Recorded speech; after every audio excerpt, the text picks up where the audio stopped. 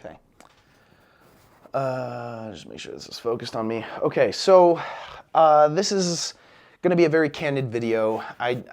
This is something that I've wanted to talk about for a little while. I've been wanting to post more frequently about spiritualism just in general, but this has been occupying my brain so much recently that I feel like I got to get it out there, and once it's out there, then I can move on. And who knows, maybe it'll be helpful to someone. So I grew up a member of the Church of Jesus Christ of Latter-day Saints. My entire youth was truly believing that God loved me and cared for me and had an entire path for me. And the last 2 years, I've been heavily doubting that claim. And I'm really stepping away for one main reason, and it's faith. I don't get faith. It doesn't make sense to me. And I'd like to talk a little bit about why. When I was growing up, I was told, you pray to God, God gives you an answer. And I was actually taught, hey, this type of good feeling that you get, it is God. And I really believed that. Like, man, I prayed about something and I felt like God told me to do this and I followed it and it worked out really well. So it must have been God, and it's really validating that belief to see that happen. So about 2 years ago, I met this amazing girl. And I was thinking, I think I want to marry her. And I was a little, hesitant about it, as most people probably would be. And so I prayed and I said, hey, God, I love her. I want to know, is this a good person to marry? And I felt like God said, yes, go ahead. I felt good. I felt like this is the way God always communicates to me. Why would I ever doubt that this isn't God? And so I went ahead, I proposed, and we started planning a marriage, and it didn't work out. And it was really sad, sad situation. But that's not really what this is about. What this is about is the fact that it didn't work out, even though when I prayed about it, it felt right. But it wasn't right. It wasn't right for either of us. It was a bad decision, for lack of better terms. It just wasn't a good decision. And I started asking people, well, why did I feel like God truly told me to go this way if this was the wrong way, right? I was reading my scriptures. I actually have them right here. I was reading my scriptures. I was saying my prayers. I was, doing everything I could, that I thought I should be doing, going to church, talking to my bishop, getting advice, fasting and praying, not just prayer. But one of the things that I heard in response, I actually heard a lot in response, is, well, if it wasn't right, it doesn't sound like it was God answering your prayer. Which is extremely troubling in the first place, because if God is the one not answering your prayer, then who is? And what I was told is, well, it sounds like you just wanted it so bad that you felt like God was telling you it. And it sat me there with one really big question. Why pray? Why would I pray to a God if I don't know He's the one answering my prayer? What, is it 50% of the time God answers my prayers? 70%, 99%, even if 99% of my prayers were answered by God, that 1% when He didn't is extremely troubling. And there's no way to show that it's actually God answering the prayer. And that is my big issue with religion, is this idea of, well, that's why you have to have faith. Faith that it's God answering your prayer and not you answering the prayer for yourself, even though we have no objective, reasonable evidence to show that it actually is God who's telling you this information. So it might just be you, but it could be God.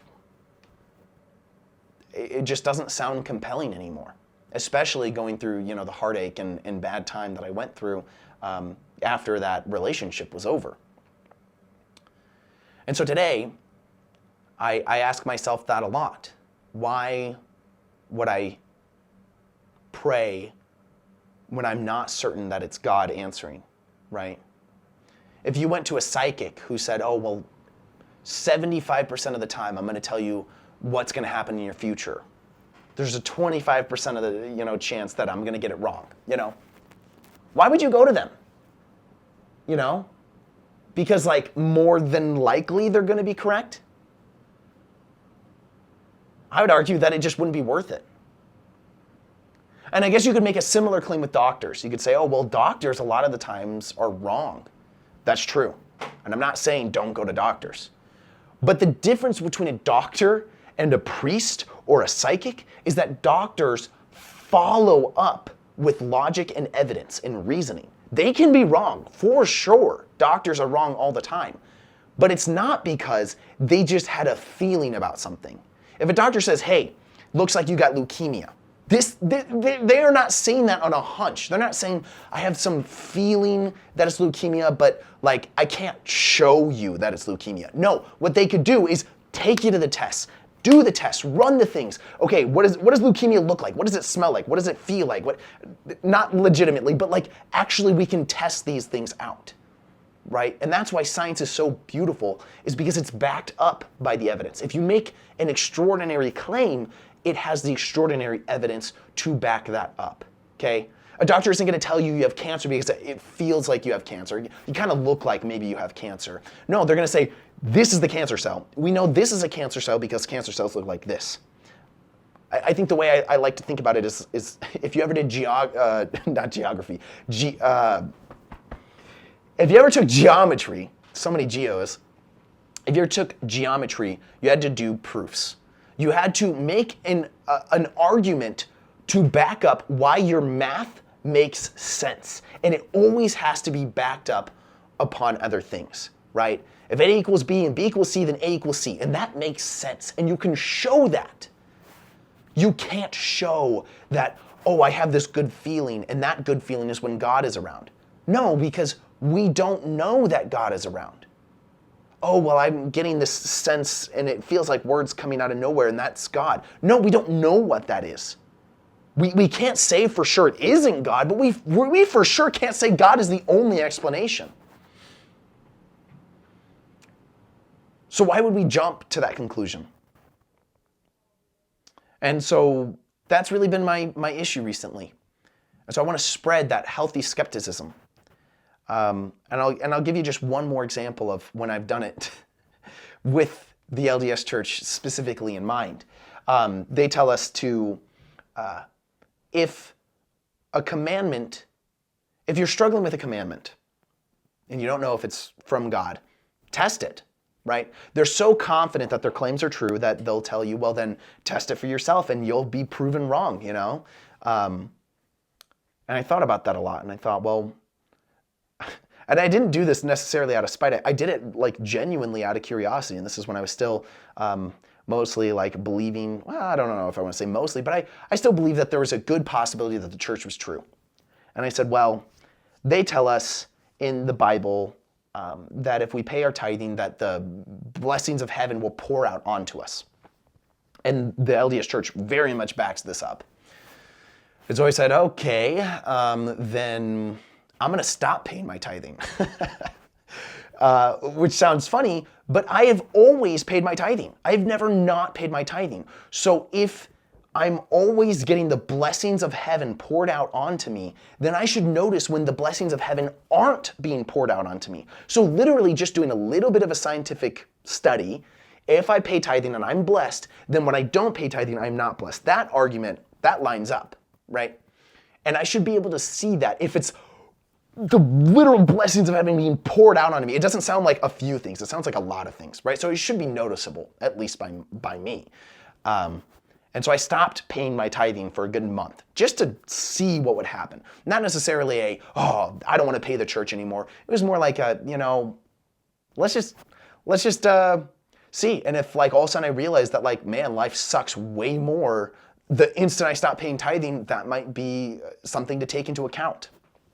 Well, when I stopped paying tithing, I noticed one thing and one thing only, that my bank account had increased by 10%.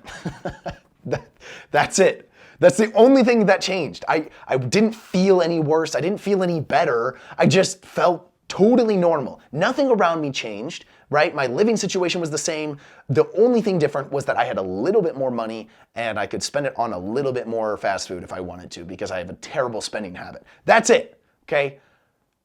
So if the blessings of heaven are supposed to be pouring out onto me and I don't even notice when they're not, then why would I even pay tithing in the first place? If those blessings aren't actually as huge as the Bible makes it sound to be, then why pay it? Right? If I'm doing it for these blessings, I guess you could say, oh, well, you do it for the love of God. Okay, sure. But if you're doing it for the blessings and you can't even notice when the blessings aren't there, why do it in the first place for those blessings? Yeah, so those are the few things that I wanted to talk about. I do want to say that I'm not going to be posting regular Mormon content. That's not the purpose of this channel. Once again, I want to spread healthy skepticism, especially about spirituality, to make someone double check what they believe and what they think. And I think if we all did that, the world would be a much better place. We wouldn't judge so harshly. We wouldn't put such heavy rules and regulations upon other people. And maybe we'd care about the world that we live in a little bit more. That's my thought. But what do you think? Let me know.